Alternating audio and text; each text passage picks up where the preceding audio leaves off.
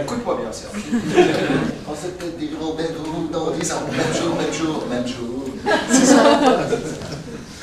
Qu'est-ce que je voulais dire? Oui, il y a encore 10 ans, franchement, on ne voyait pas un people autour du stade de Gerland et encore moins. Mais non, on en voit deux. Oui, il y a qui alors? Il y a Bruel et c'est tout. C'est tout? Non mais c'est vrai, c'est une vraie nouveauté maintenant, c'est la classe. C'est une belle affiche aussi, hein. Quoi qu'il arrive, ça fait rêver. Puis, comme a si bien dit Patrick Bruel, quand l'OL joue, on est tous français, quoi. Voilà, c'est tout, on est tous derrière. Et c'est vrai qu'il a fait une interview qui était géniale. Alors, merci à lui. Merci à lui et merci au nom de toute l'équipe d'OL TV. Et ce qui est très étonnant, c'est que Greg Coupet regarde beaucoup l'émission.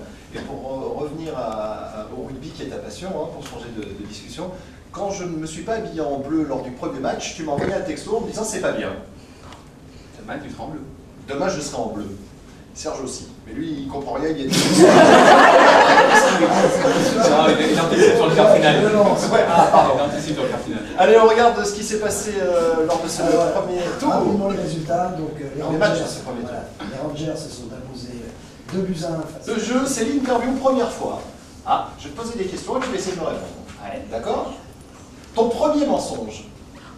Waouh. Je sais pas, peut-être le jour où j'ai piqué une friandise quelque part. Ton premier amour. Il y a maintenant 17 ans. Ouais. Il s'appelait comment? Christine. On s'en souvient tous. Hein. Moi, c'était Laurence Flamand. Je me rappelle très bien, en CM2, elle était. Laurence Flamand. Et toi, c'était qui, Gab? Ça t'en regarde pas. Oh, quand on a une dizaine d'années, c'est sympa. Sergio. Josiane, c'est hier.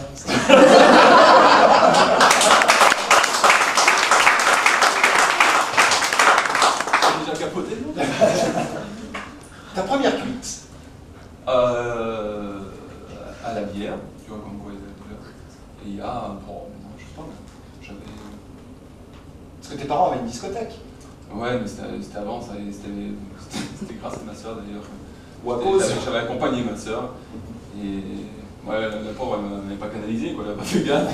Et on est rentré, j'étais complètement déblayé, et pas elle. Et mon père est descendu, il fait, toi, tu as bu, il lui a dit à elle.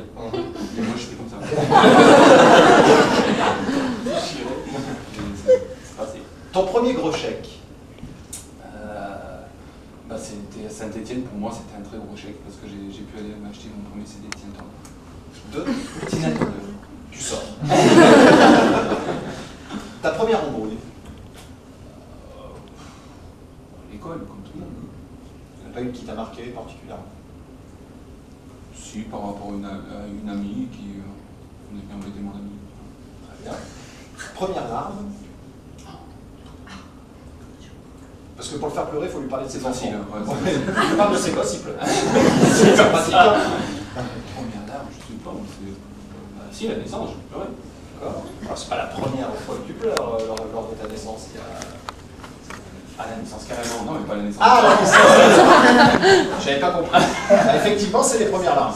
Ton premier match de rugby. Wow. Certainement un tournoi des 5 nations. D'accord. Il y a combien d'années?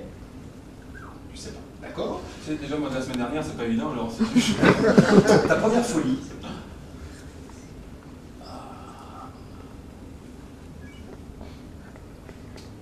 L'achat de ma voiture, Super 5. C'était une folie à l'époque? Ah oui. Ton premier disque. C'est un tourneur. C'est le premier disque que tu as acheté. Ouais, j'étais fan, ouais. Je suis toujours fan d'ailleurs. Ouais. Et pour terminer, ta première interview, est-ce que tu t'en souviens? Non, je me souviens plus de mon premier autographe, où c'est moi qui ai remercié la personne. Mais très sincèrement, ça je m'en souviens bien par contre. La première interview, non. Et le premier autographe, t'es encore au puits? Non, c'est quand je suis à l'essai avec Saint-Etienne. Et un petit me demande un autographe, je lui rends, je dis merci. Merci.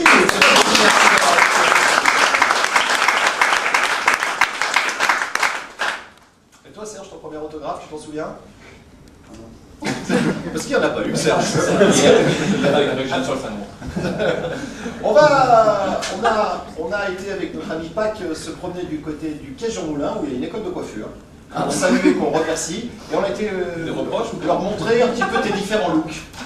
D'accord. On va en parler avec eux pour savoir ce qu'ils en pensent ou ce qu'ils en pensent pas.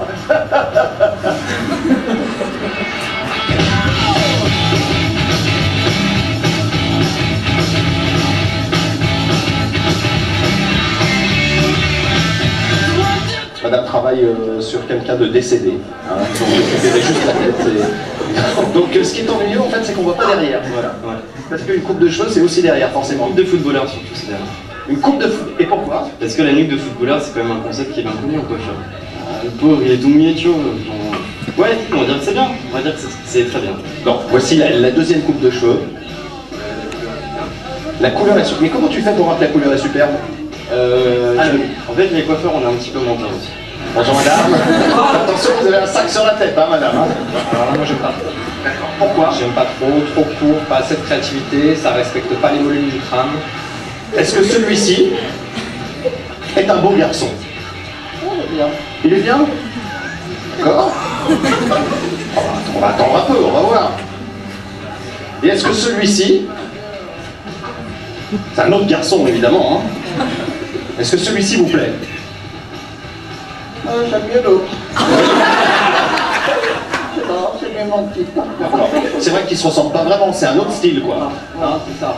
Très bien. Bah, je vous remercie, chère madame. Ils sont pas. Ouais, pas mal, oui.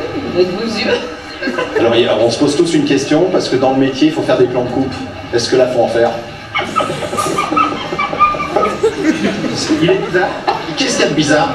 C'est noir avec ses mèches. Je crains un peu. Certains disent qu'il a un peu une tête de con. Enfin, excusez-moi. Quand même, je ne vais pas dire ça. Mon fils a la même coupe de cheveux. Si jamais vous devez aller boire l'apéro avec lui, je lui conseille de venir avec ses cheveux comme ça. Je vous remercie. Je pense que c'est un peu vieille pour lui. Vous connaissez pas le coquin, hein? Enfin, à ton avis, c'est envisageable qu'il vienne ici et qu'il se fasse couper les cheveux avec la coupe que toi t'as envie? Oui, oui, bien sûr. Très bien. Donc Greg, tu sais ce qu'il te reste à faire. Tu arrêtes d'avoir du goût maintenant, hein, et tu viens voir mademoiselle. On réplique quoi encore?